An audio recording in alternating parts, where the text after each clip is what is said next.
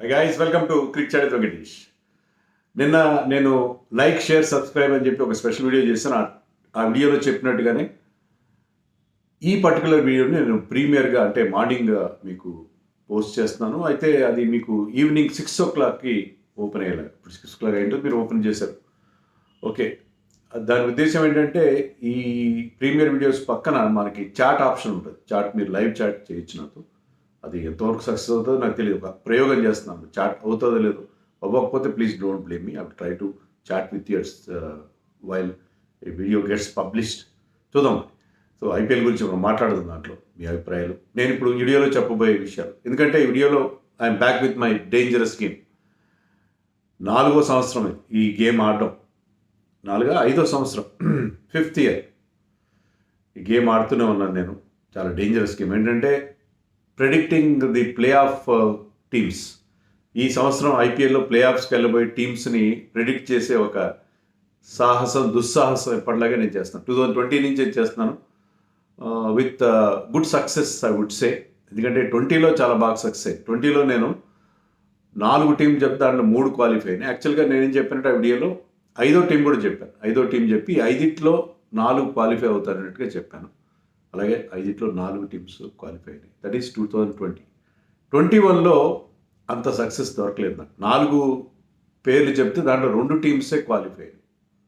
దాని రీజన్ ఏంటంటే, అంటే నేను ఏదో డిఫెండ్ చేసుకుంటున్నాను. ఆ ఇయర్ కోవిడ్ వల్ల ఐపీఎల్ 50% ఇండియాలో జరిగిన తర్వాత మళ్ళీ కోవిడ్ అవుట్ బ్రేక్ వల్ల కొన్ని టీమ్స్లో ప్లేయర్స్ కోవిడ్ రావడంతో సీన్ దుబాయ్కి షిఫ్ట్ అయిపోయింది. దాంతో ఈక్వేషన్స్ మారిపోయాయి. బాగా వెనకబడిన టీమ్స్ లైక్ కేకేఆర్ అని ముందుకు వచ్చాయి. కేకేఆర్ ఫైనల్ కూడా ఆడింది. సో అక్కడ నాకు ఇచ్చిన 4 టీమ్స్లో 2 టీమ్స్ వచ్చాయి. 22లో నేనేమి ఇచ్చానో చూడడానికి చాలా ప్రయత్నించి ఆ వీడియో నాకు దొరకలేదు. ఇప్పుడు కూడా బాగానే ఇచ్చినట్టున్నాను. నాకు ఆ వీడియో ఎంత ట్రై చేసినా 22లో నాకు దొరకలేదు. అప్పుడు ఈ ప్లే ఆఫ్స్ ఎవరికి వెళ్తారని చెప్పిన వీడియో. సో ఆ సక్సెస్ రేట్ ఏంటో నేను చూడలేకపోయినా, నాకు గుర్తు కూడా లేదు. 23లో నేను 5 టీమ్స్ చెప్పాను. దాంట్లో 3 టీమ్స్. ఎందుకంటే 23లో 5 టీమ్స్ ఎందుకు చెప్పానంటే అప్పటికి మనకి 10 టీమ్స్ వచ్చేసి 10 టీమ్స్లో 4 టీమ్స్ ప్రెడిక్ట్ చేయడం చాలా కష్టం. 5 చెప్పి దాంట్లో 4 వస్తాయి అనుకుంటే 5 టీమ్స్లో 3 వచ్చినాయి. I think I'm happy. ఎందుకంటే అంతకంటే మనం ఏం చెప్తాం, అస్ట్రాలజీ కాదు కదా అది. అందులోనూ ఈ సంవత్సరం చెప్పడం మరింత కష్టం. ఎందుకంటే for the simple reason, this is the 3rd year after mega auction. Mega auction మొదటి సంవత్సరం టీమ్స్ కొన్ని చాలా వీక్గా ఉంటాయి. మనకి best example Mumbai Indians last mega ఆక్షన్లో చాలా తప్పులు చేసిన కారణంగా 22లో ది ఫినిష్ లాస్ట్ ప్లేస్ వచ్చింది. వాళ్ళు 23లో చాలా ఇంప్రూవ్ చేసుకున్నారు. అంటే మినీ యాక్షన్లో ఆ టీంలో ఉన్న లోపాలు కవర్ చేసుకుంటారు. ఫస్ట్ ఇయర్లో చేసుకున్నారు కాబట్టి ప్లే ఆఫ్స్కి వెళ్ళారు. ఈసారి మరింతగా కవర్ చేసినసరికి ఈసారి చాలా స్ట్రాంగ్గా వాళ్ళు కనిపిస్తున్నారు. సో 3rd ఇయర్కి వచ్చేసరికి మీకు మెగా ఆక్షన్ వల్ల టీం సెట్ కాకపోయినా, మీరు అనుకున్న కాంబినేషన్ కుదరకపోయినా 3rd ఇయర్కి వచ్చేసరికి మీరు చాలా వరకు మీ లోపాలని సవరించుకుంటారు. సో ఈ ఇయర్లో చెప్పడం చాలా కష్టం. ఎందుకంటే అన్ని టీమ్స్ చాలా బ్యాలెన్స్డ్గా ఉన్నాయి. వాళ్ళకున్న లోపాలు మిడిల్ ఆర్డర్లో సరైన ప్లేయర్స్ లేకపోవడం, స్పిన్ బౌలింగ్ సరిగ్గా లేకపోవడం, పేస్ బౌలింగ్ సరిగ్గా ఉండకపోవడం, ఇలాంటి లోపాలన్నింటినీ కవర్ చేస్తారు. పైగా ఈసారి ఇంపాక్ట్ ప్లేయర్ రూల్ వచ్చింది కాబట్టి ఆల్రౌండర్స్ ఇంపార్టెన్స్ తగ్గిపోయింది. సో ఆ మల్టీ స్కిల్ ప్లేయర్స్ ఉన్నా లేకపోయినా, ఒకప్పుడు ఏంటంటే టీంలో 3-4 ఆల్రౌండర్స్ ఉన్నారంటే ఆ టీం చాలా బ్రహ్మాండమైన టీంగా మనం చెప్పుకునేవాడు. కానీ ఇప్పుడు ఇంపాక్ట్ ప్లేయర్ రూల్ వచ్చిన తర్వాత మీకు ఆ అడ్వాంటేజ్ కూడా నల్లిఫై అయిపోయింది. సో ఈ రీజన్స్తో ఇప్పుడు ప్రిడిక్ట్ చేయడం చాలా చాలా dangerous and risky affair. So ఆ హజార్డస్ గేమ్ నేను ఆడబోతున్నాను. సో మనం స్ట్రైట్ అవే ఆ గేమ్లోకి వెళ్ళిపోదాం. ఇక్కడ ఎవరు మనోభావాలు దెబ్బతీసుకోకండి. ఏదో నాకు అనిపించిన దాని ప్రకారం నాకు కొన్ని క్యాలిక్యులేషన్స్ ఉన్నాయి. ఈ టీంలో ఇలాంటి ప్లేయర్స్ ఉన్నారు కాబట్టి వాళ్ళకి అవకాశం ఉంటుంది. బేసిక్గా నేను ఆ సీక్రెట్ కూడా చెప్పేస్తాను. అదేంటంటే 2 మ్యాచ్ విన్నింగ్ ప్లేయర్స్ ఉండాలి టీంలో. అంటే ఇంపాక్ట్ఫుల్గా బ్యాటింగ్ చేయగలిగే వాళ్ళు ఉండాలి బ్యాటింగ్ విషయంలో. ఎందుకంటే మీకు ఆరెంజ్ క్యాప్ విన్నర్కే విన్నింగ్ టీమ్ ప్లేయర్ ఉన్న టీమే టైటిల్ గెలుస్తుందని, ప్లేయర్స్కి వెళ్తారని గ్యారంటీ ఏం లేదు. అంటే ఆరెంజ్ క్యాప్ ప్లే ఆఫ్స్కి వెళ్ళిన వాళ్ళకి ఎక్కువ అవకాశం ఉంటుంది, ఎక్కువ మ్యాచ్లు ఆడతారు కాబట్టి. కానీ జనరల్గా ఆరెంజ్ క్యాప్ మీకు సక్సెస్ గ్యారంటీ కాదు. ఆరెంజ్ క్యాప్ కాదు, పర్పుల్ క్యాప్ కొన్నిసార్లు. Purple cap because wicket taking is more important. But orange cap అంత ఇంపార్టెంట్ కాదు. ఆరెంజ్ క్యాప్ గెలిచిన ప్లేయర్ విన్నింగ్ టీంలో ఉండడం మీరు తరచుగా చూస్తారు. సో అది ఇంపార్టెంట్ కాదు, ఒక ప్లేయర్ కాదు, ఇద్దరు ప్లేయర్స్ ఇంపాక్ట్ఫుల్గా ఆడాలి. మీరు ఎక్కువ రన్స్ చేయడం ఇంపార్టెంట్ కాదు, ఇంపాక్ట్ఫుల్గా ఆడే ప్లేయర్స్ ఉండాలి. అలాగే బౌలింగ్లో గన్ బౌలర్ ఉండాలి. సో ఇది నా క్రైటీరియా. అలాంటి మిగతా వాళ్ళందరూ T20లో నేను ఎప్పుడు చెప్తున్నాను కదా, ఒక్క ప్లేయర్ 50-60 చేస్తే చాలు. మిగతా క్యామియో సపోర్ట్ ఇన్నింగ్స్ ఆఫ్ 30, ఒకరు 25, ఒకరు క్విక్గా రన్స్ చేస్తే మీకు 180 బోర్డు మీద ఆటోమేటిక్గా వచ్చేస్తుంది. సో 180 అనేది చాలా వరకు విన్నింగ్ స్కోర్ అవుతుంది. కాబట్టి మీకు ఒక ప్లేయర్ బాగా ఆడితే చాలు. ఒక ప్లేయర్ ఫామ్లో ఉండాలి, ఒక ప్లేయర్ మంచి ఫామ్లో ఉండాలి. సో అలా ఫామ్లో ఉండగలిగే వాళ్ళు, ఇంపాక్ట్ఫుల్గా ఆడే వాళ్ళకి ఉన్న టీమ్స్ని నేను ఆ బేసిస్ మీద చేశాను. అంతేగాని మీరు మా టీం చేయలేదు కదా అని మీరు, అలాగే ఈ టీం కనుక ప్లే ఆఫ్స్ క్వాలిఫై అయితే నా మీద నిష్ఠూరంగా నువ్వు చెప్పావు కదా కాలేదని చెప్పి, చూడు మా టీం ఎంత బాగా అయిందని అంటారు. సరే, అవన్నిటికీ ప్రిపేర్ అయ్యి నేను ఇచ్చేస్తాను. Okay, let us straight away go in to the game. ముందుగా నేనేం చెప్తానంటే, ఏ 5 టీమ్స్కి క్వాలిఫికేషన్ ఛాన్సెస్ తక్కువగా ఉన్నాయో వాళ్ళకి చెప్తాను. క్వాలిఫై అవ్వరని నేను చెప్పట్లేదు. క్వాలిఫికేషన్ ఛాన్సెస్ నా దృష్టిలో అనేది కోర్స్, మీ దృష్టిలో కాకపోవచ్చు, నా దృష్టిలో. మీ అభిప్రాయం మీకుంటే నా అభిప్రాయం నాకు ఉంటుంది. మీరు చెప్పండి, మీరు కింద ఇవ్వండి కామెంట్స్లో. మీరు కూడా 5 ఇవ్వండి. 4 చాలా కష్టం, 4 టీమ్స్ని ప్రిడిక్ట్ చేయడం చాలా కష్టం. 5 టీమ్స్ చెప్పి వీటిలో 4 క్వాలిఫై అవుతారు. మీరు కూడా ఆ గేమ్లో మీరు కూడా పార్టిసిపేట్ ఇన్ దట్ గేమ్, పలానా 5 టీమ్స్ అని చెప్పి. తర్వాత మన ఇంటరాక్ట్ అయితే చాట్లో అక్కడ కూడా చెప్పండి, రీజన్స్ కూడా వీలైతే చెప్పండి. సో ముందుగా పంజాబ్ కింగ్స్కి తక్కువ అవకాశాలు ఉన్నట్టుగా నాకు అనిపిస్తుంది. ఎందుకంటే పంజాబ్ కింగ్స్కి ఇంకా కూడా వాళ్ళు గత 9 సంవత్సరాలుగా ప్లే ఆఫ్స్ క్వాలిఫై కాలేదు. సో ఎవరైనా ఇదే చెప్తారు, పంజాబ్ కింగ్స్ ఈసారి కూడా టీమ్ బ్రహ్మాండంగా ఉంది, చాలా మార్పులు అయినాయి, వాళ్ళకి అవకాశం ఉండేది కానీ వాళ్ళకి చేయలేదు. వాళ్ళకి ఇప్పటికీ ఆ మిడిల్ ఆర్డర్లో కొంత వీక్నెస్ ఉంది. బేర్స్టో ఈసారి ఆడుతున్నాడు, బాగానే ఉంటుంది, శామ్ కరన్ లాంటి మంచి ప్లేయర్స్ ఉన్నారు, అయినా వాళ్ళకి స్పిన్ బౌలింగ్లో ఆ వీక్నెస్ ఖచ్చితంగా ఉంది. హర్షల్ పటేల్ చేరడంతో కొంత బౌలింగ్ ఇంప్రూవ్ అయినట్టుగా అనిపించినా సరే, స్టిల్ హర్షదీప్ ఉన్నాడు అక్కడ, అయినా సరే పంజాబ్ కింగ్స్కి అంత ఇంప్రెసివ్గా అనిపించట్లేదు. సో పంజాబ్ కింగ్స్ క్వాలిఫై కావడం ఈసారి కూడా కష్టంగా నాకు అనిపిస్తుంది. ఫర్ దట్ రీజన్, ఎందుకంటే మిడిల్ ఆర్డర్ ఇంకా సార్ట్అవుట్ చేసుకోలేకపోయారు. ఇప్పటికీ వాళ్ళకి మిడిల్ ఆర్డర్లో ఎవరిని ఆడించాలి, నెంబర్ 5, నెంబర్ 6 అనేది కొంత సమస్యగానే ఉంది. తర్వాత ఢిల్లీ క్యాపిటల్స్ కూడా రిషబ్ పంత్ రిటర్న్ అయినప్పటికీ ఇంకా వాళ్ళకి ఎందుకంటే వాళ్ళకి చాలా ఇంజరీ కాన్సెస్ ఉన్నాయి. ఎన్గిడి లేటెస్ట్గా అతను తప్పుకున్న టీం నుంచి. And their main strike bowler are fast bowler Anrich నోకియా ఇంజరీ నుంచి వస్తున్నాడు. మరి ఇంజరీ నుంచి వస్తున్న ప్లేయర్ ఎంతవరకు మరి ఆ రిధంలోకి వస్తాడని చూడాలి. తర్వాత సౌత్ ఆఫ్రికా నుంచి కూడా వస్తున్న వార్తలు ఏంటంటే, దే ఆర్ వాచింగ్ హిమ్. అతను వరల్డ్ కప్ ఆడాలి కాబట్టి అతను ఎప్పటి వరకు ఆడతాడు, ఎన్ని మ్యాచ్లు ఆడతాడనే విషయంలో వాళ్ళు కూడా కొన్ని రెస్ట్రిక్షన్స్ పెట్టే అవకాశం.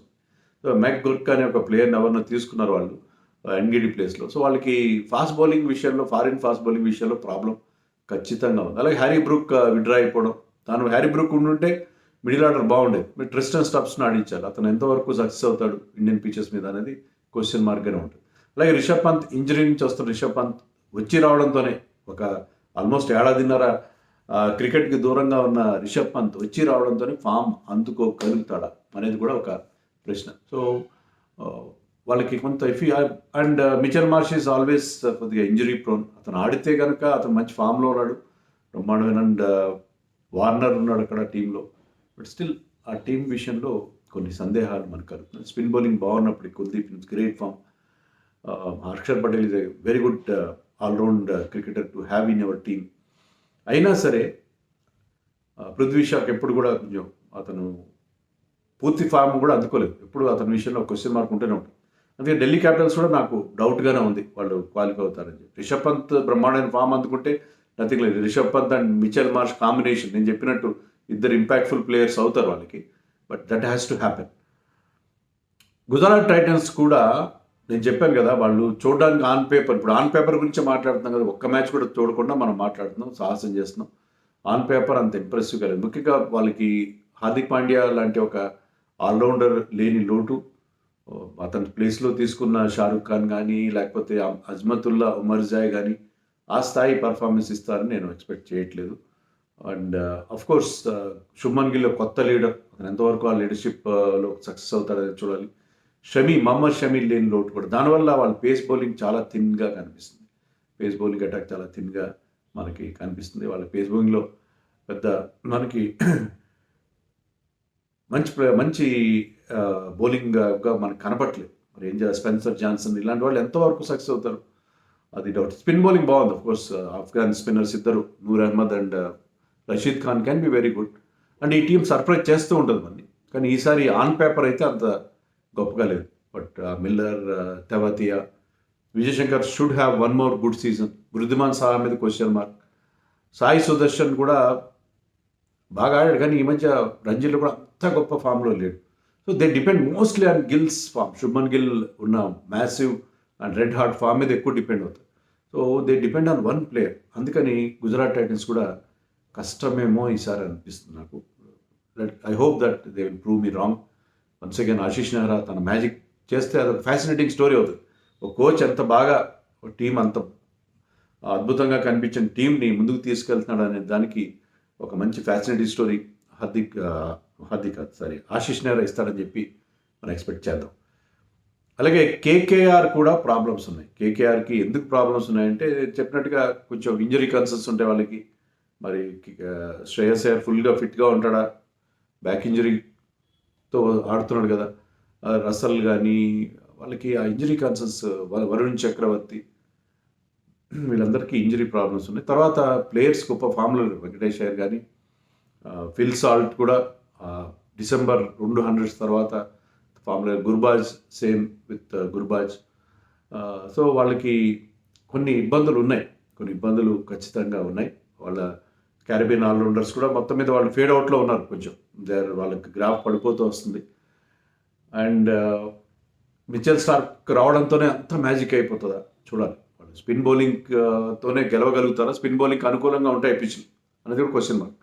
అందుకే వాళ్ళ మీద అంత కాన్ఫిడెన్స్ రావట్లేదు. రాజస్థాన్ రాయల్స్ కూడా వెళ్ళకపోవచ్చేమో అనిపిస్తుంది. బట్ ఇంకా 5 టీంని ఇటుపక్క పెట్టాలి కాబట్టి పెడతారు, లేకపోతే they are looking good actually.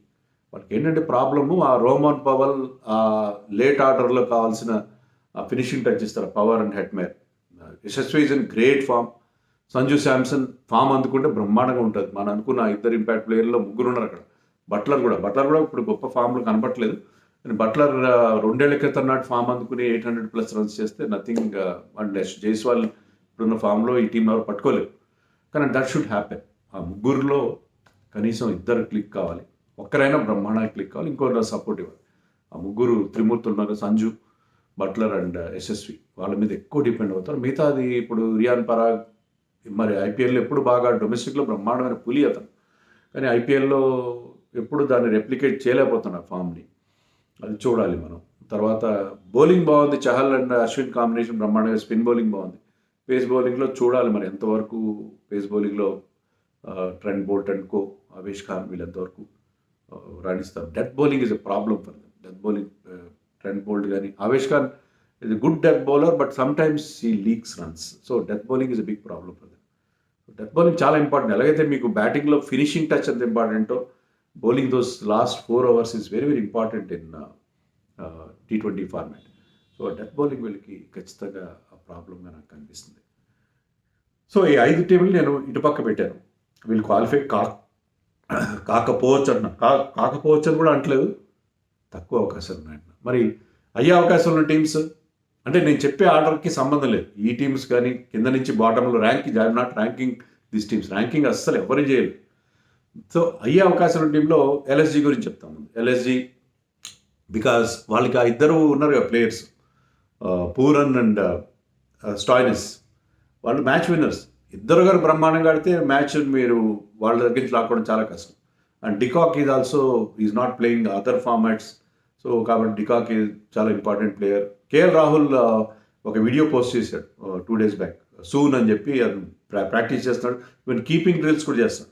So అతను బ్యాక్ టు ఫుల్ ఫిట్నెస్ అనిపిస్తున్నాడు. కాబట్టి ఈ టీంకి లాస్ట్ ఇయర్ లేకపోయినా ఒక ప్లే ఆఫ్స్కి వెళ్ళారు.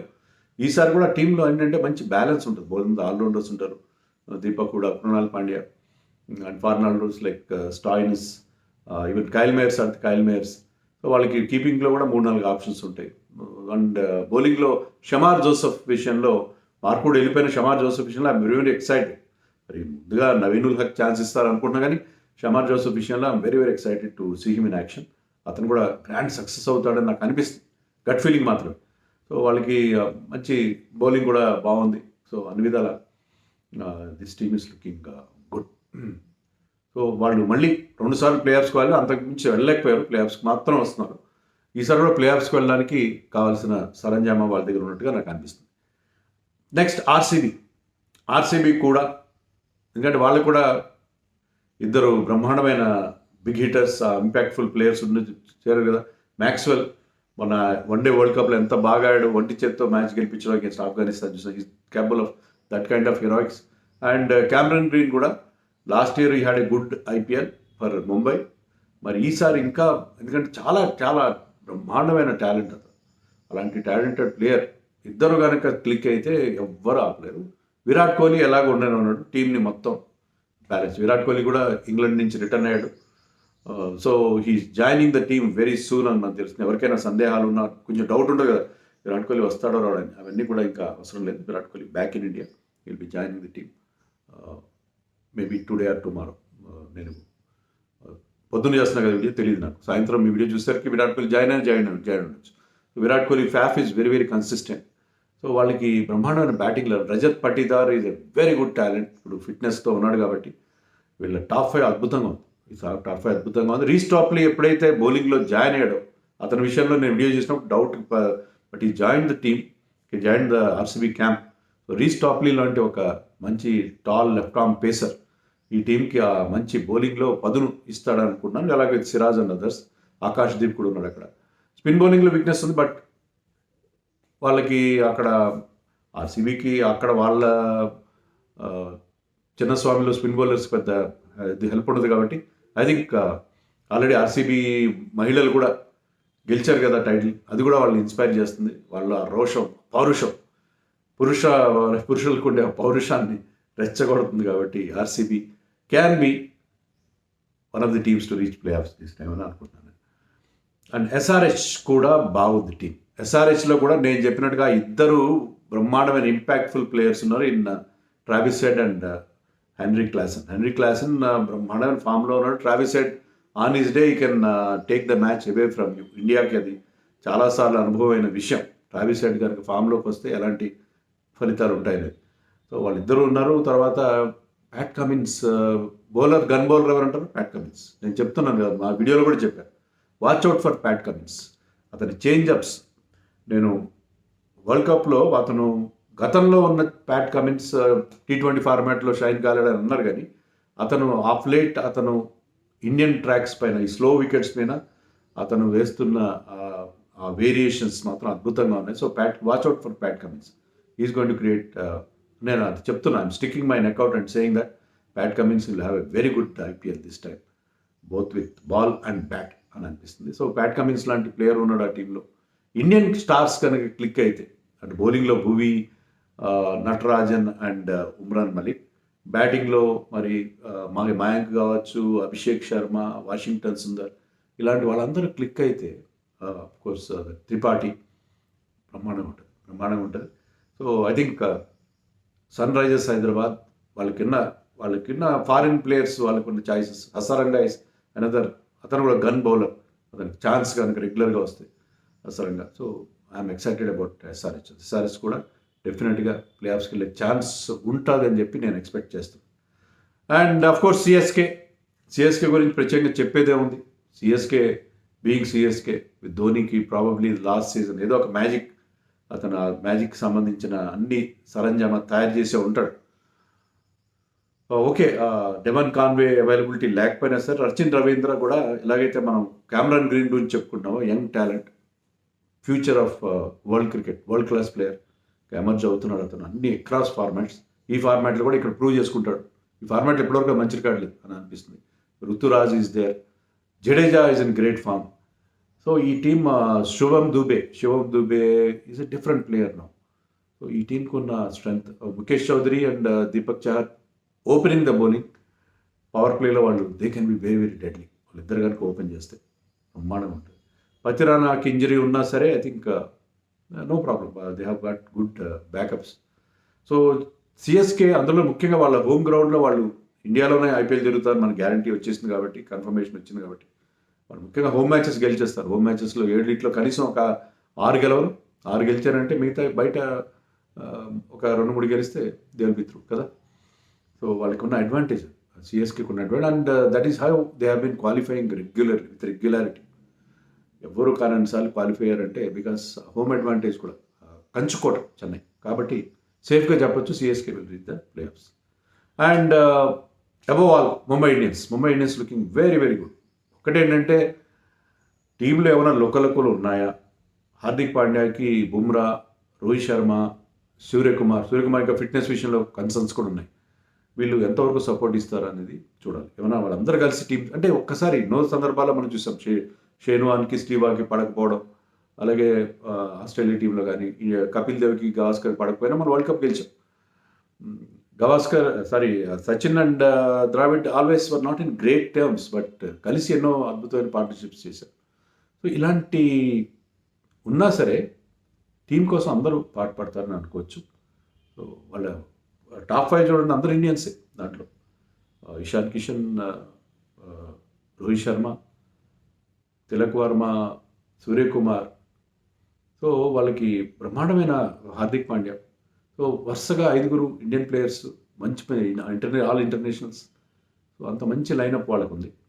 అండ్ బౌలింగ్లో కూడా ఎప్పుడైతే వాళ్ళకి కొంత స్ట్రెంత్ వచ్చింది, బౌల్ అంతా ఛాయిస్ ఉంది. ఇప్పుడు బౌలింగ్లో కూడా బ్రహ్మాండమైన ఛాయిస్ ఉంది.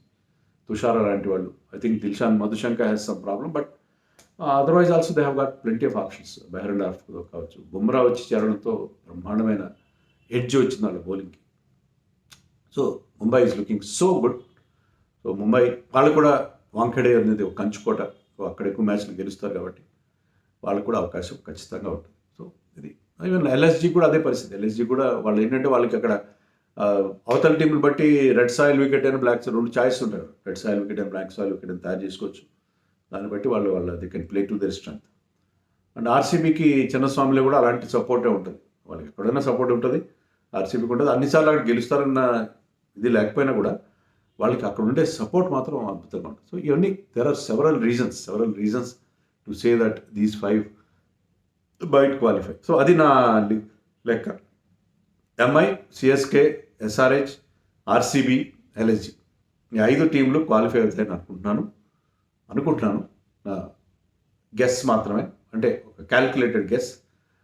Punjab Kings, Delhi Capitals, Gujarat Titans, KKR and Rajasthan Royals వీళ్ళు క్వాలిఫై కాకపోవచ్చునేమో అనుకుంటున్నాను. ఎనీథింగ్ కెన్ హ్యాపెన్ వరల్డ్ క్రికెట్లో. సో వీడియో వచ్చేసి మీ అభిప్రాయాలు చెప్పండి. మీ టాప్ 5 ఎవరైతే ప్లే ఆఫ్స్కి వెళ్తారో అది చెప్పండి. మీకు నచ్చని వాళ్ళు మనోభావాలు దెబ్బతీసుకోకండి, హాయిగా ఎంజాయ్ చేయండి, మంచిగా ఎంజాయ్ దిస్ ఐపీఎల్ చాలా ఇంట్రెస్టింగ్గా బాగుంటుంది. ఒక ఎలక్షన్స్ హడావిడి అంతా మూతూనే ఉంటుంది, మనకెందుకు, మన హాయిగా క్రికెట్